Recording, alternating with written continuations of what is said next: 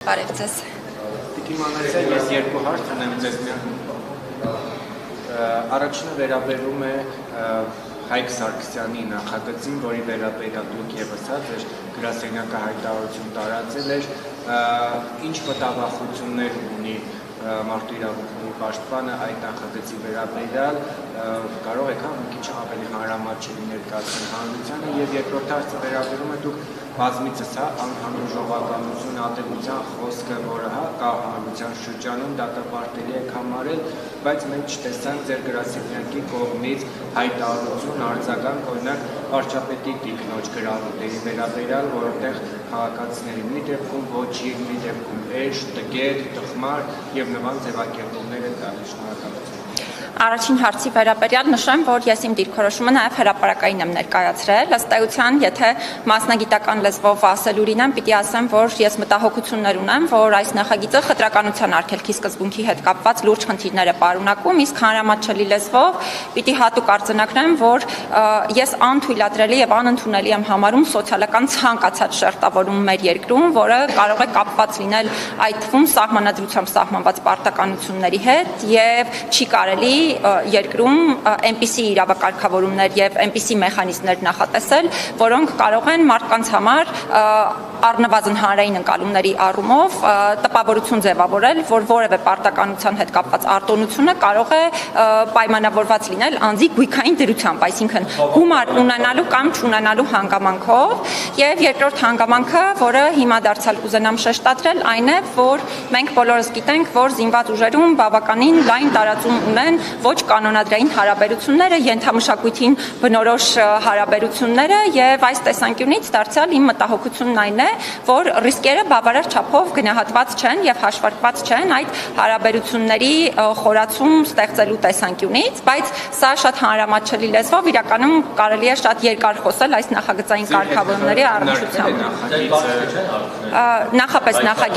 Նախապես նախագիծը չի քննարկվել ինձ հետ, նաեւ ընդհանուր առմամբ հաստատությանը չի ուղարկվել, հավանաբար այն պատճառով, որ այն օրենսդրական կարգավորումները, որոնք վերաբերում են մարդու իրավունքների պաշտպանին նախագծերն ուղարկելուն, առաջին հերթին վերաբերում են կառավարության նախաձեռնություններին, ազգային ժողովի պատգամավորների պարագայում նման պարտականություն չունեն, բայց ես վստահ եմ, որ առաջիկայում նաև հարցի հետ կապված, քանի որ հրապարակային եմ դիրքորոշում հայտնել, վստահ եմ, որ այս առումով քննարկումներ կունենան։ Երկրորդ հարցի հետ կապված էլ շատ կարճ ուղղակի ասեմ, որ մեր լիազորությունները տարածվում են բացառապես պետական մարմինների եւ պաշտոնատար անձանց վրա, հետեւաբար ընդհանրապես իրավասու սուբյեկտ չեմ հարցի վերաբերյալ պատասխանելու համար, ինչ վերաբերում է այս նախագծին, դարձյալ դուք ամեն դեպքում պարտավոր եք բոլոր քաղաքացիների իրավունքները պաշտպանել, անհանդուրժ ժողովրդականությունը եւ անհավասարությունը բոլորի դեպքում է արտահայտելի եւ դատապարտելի գործընթաց։ Հետեւաբար միայն պաշտոնատար անձ իրավունք չունի մյուսին վիրավորել։ Իմ լիազորությունները տարածվում են բացառապես պաշտոնատար անձանց վրա։ Իմ լիազորությունները տարածված են բացառապես պաշտոնատար անձանց վրա, տարածվում են, հետեւաբար այս մասով իրականում անիմաստ է հիմա քննարկում ծավալելը, նաեւ այսպես ասեմ, էթիկայի կանոնների կներեք, նաեւ էթիկայի կանոնների վրա չեն տարածվում իմ լիազորությունները այս առումով սահմանափակված են, ի տարբերություն ինձ նման ոլորտում լիազորություն ունի կոռուպցիայի կանխարգելման հանձնաժողովը, հետեւաբար կարծում եմ այս հարցը կարող եք իրենց ուղղել, եթե նախագծի հետ կապված էլի հարցեր կան, ուրախ կլինեմ դրանց պատասխանել։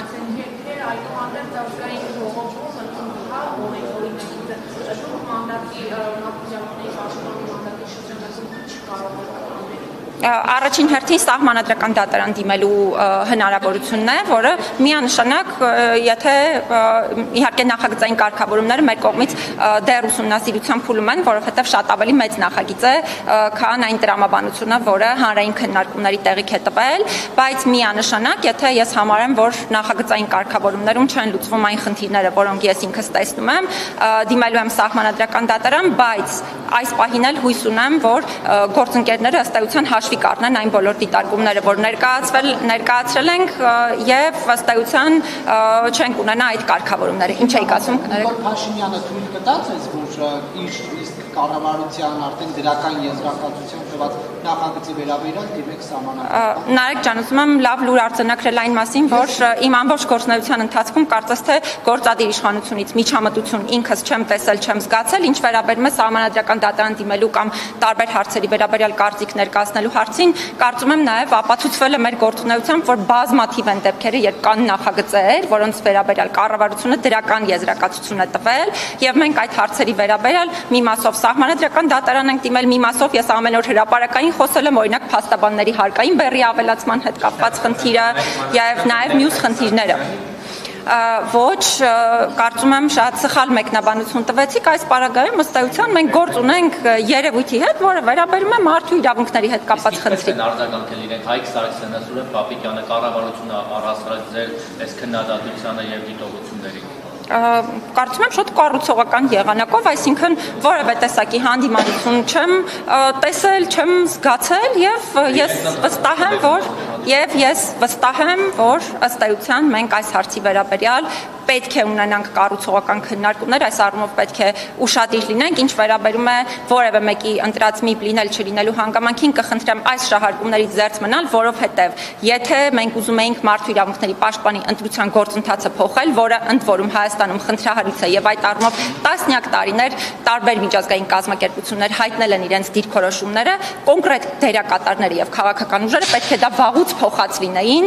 այս փուլում դրա վերաբերյալ անհասկանալի եզրահանգումներ անելու փոխարեն։ Այս պահին ընդ որում ես այդ քննարկումների մեջ եմ, որովհետև ես բարձրաձայնել եմ այն հանգամանքը, որ այո, տասնյակ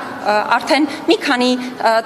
երևի թե մի տասնամյակ հաստատ միջազգային կազմակերպություններ այդ հարցի վերաբերյալ խոսում են եւ ընդ որում նաեւ մի փաստաթությանն է նման հանձնարարական տվել ադվոկացիա անելու փոփոխությունների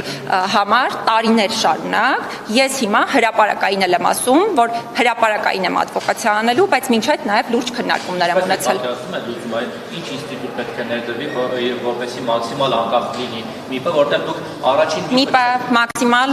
անկախ է մշտապես եղել Հայաստանում, կարծում եմ, բայց գաղափարը կայանում է նրանում, որ ընտրության գործընթացն էլ պիտի այնպիսին լինի, որ ընտրությունը կայանա այն ձևաչափով, որպեսզի նաև հանրային ընկալումները պատշաճ լինեն հարցի վերաբերյալ։ Վերջին ՄԻՊ-ը չեկում ասում է, որ իշխանության սրտի ՄԻՊ-ն է։ Ձեզ այնց առաջ Արման Թաթոյանին էին ասում, որ ՀԿ-ի ասած, այսինքն սա օբյեկտիվ գնահատական եմ ասում, որ հանրության մեջ այդպեսի ընկալում կա, միայն դուք չեք։ Նախկինում էլ ՀՀԿ-ի Ես էլ դրա համար եմ ասում, դրա համար եմ ասում, մեխանիզմը պետք է փոխվի, որովհետև տարիներ շարունակ նաև մի փաստաթությանն է ընդ որում հանձնարարական եղել ադվոկացիա անելու այս փոփոխությունների համար։ Կարծում եմ, որ մենք վաղուց պիտի խոսացած լինեինք այս խնդիրների մասին։ Ես հիմա ոչ միայն հրապարակային եմ խոսում, արդեն իմ ընտրությունից անմիջապես հետո ես բոլոր իրավասու մարմինների հետ այս հաղորդակցությունը վարել եմ։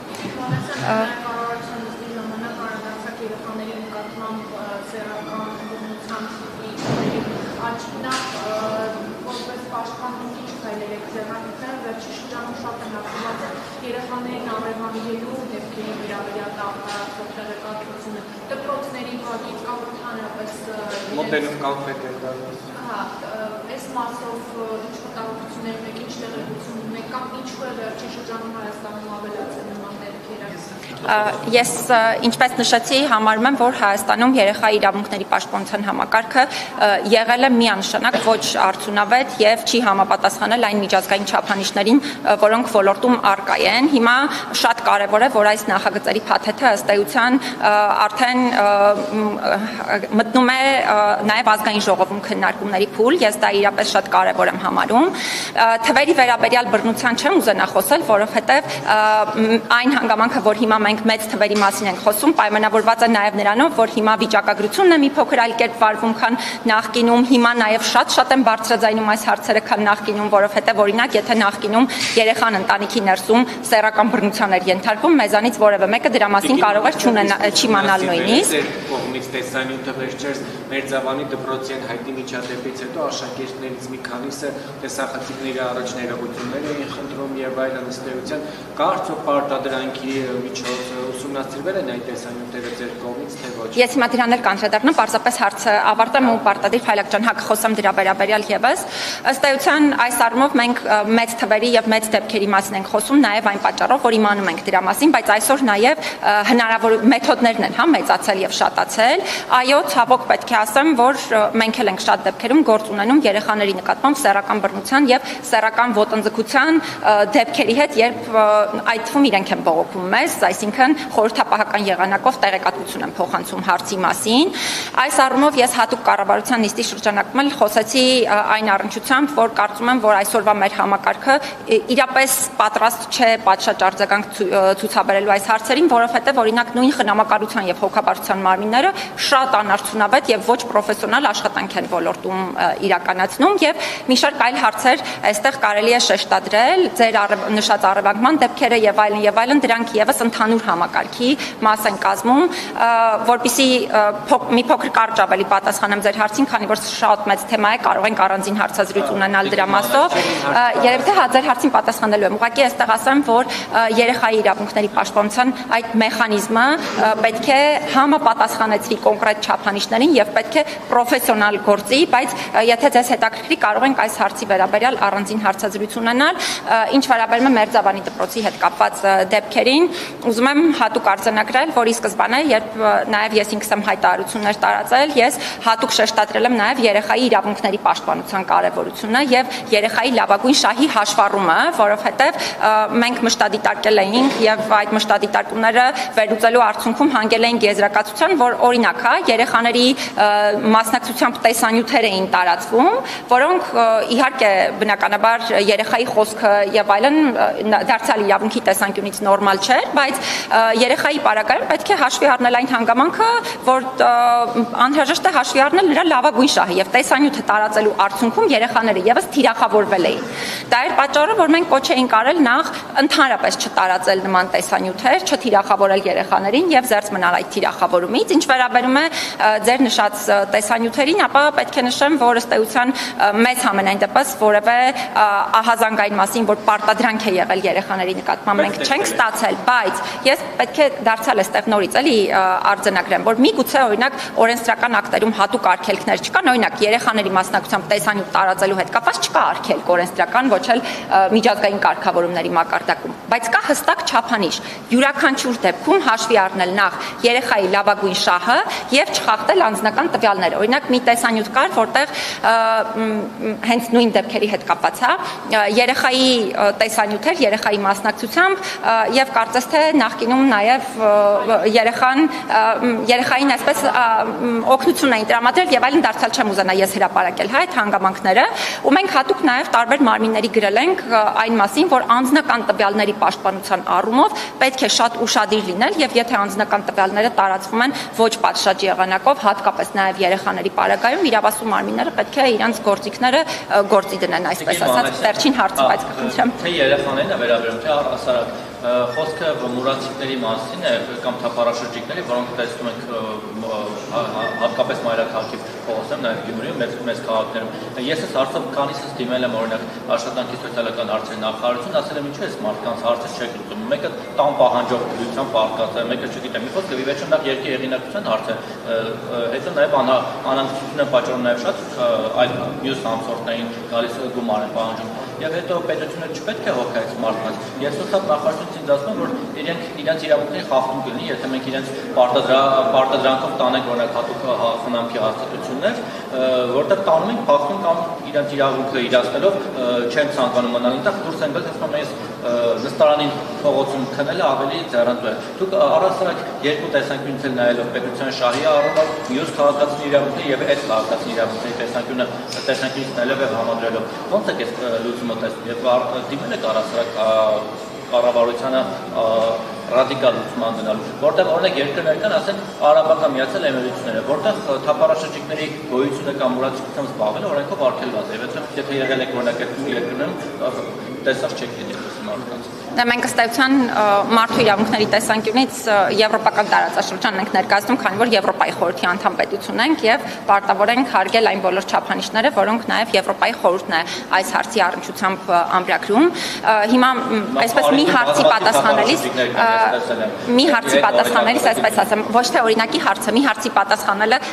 հնարավոր չէ, հա, այս մի հարցազրույցի շրջանակներում կարող ենք իրոք ավելի մեծ հարցազրույց այս ոլորտի հետ կապված ունենալ, բայց պետք է նշեմ, որ մենք էլ ենք անընդհատ բախվում խնդրին, որովհետև մեզ պարբերաբար թեժ գծի նահազանգեր են գալիս այն մասին, որ օրինակ անօթևաններ են որևէ տեղ այս պահին գտնվում, զրկված են կենցաղային պայմանների, հիգիենայի, ջրի եւ այլ հնարավորություններից եւ մեզ համար իրապես թեպետ հարցը մեր իրավասությանը չի վերաբերում, բայց շատ դժվար է լինում պետական մարմինների հետ համագործակցությամբ լուծել, հա, իրենց խնդիրը, այսինքն տեղափոխել կացարան, բայց այն կացարանը, որ այսօր Հայաստանում կա, ինքը նաեւ չափերի տեսանկյունից եւ ծավալի տեսանկյունից այնքան մեծ չէ, որ կարողանա բոլոր անօթևաններին հնարավորություն տալ այդտեղ, հա, գիշերելու կամ հիմա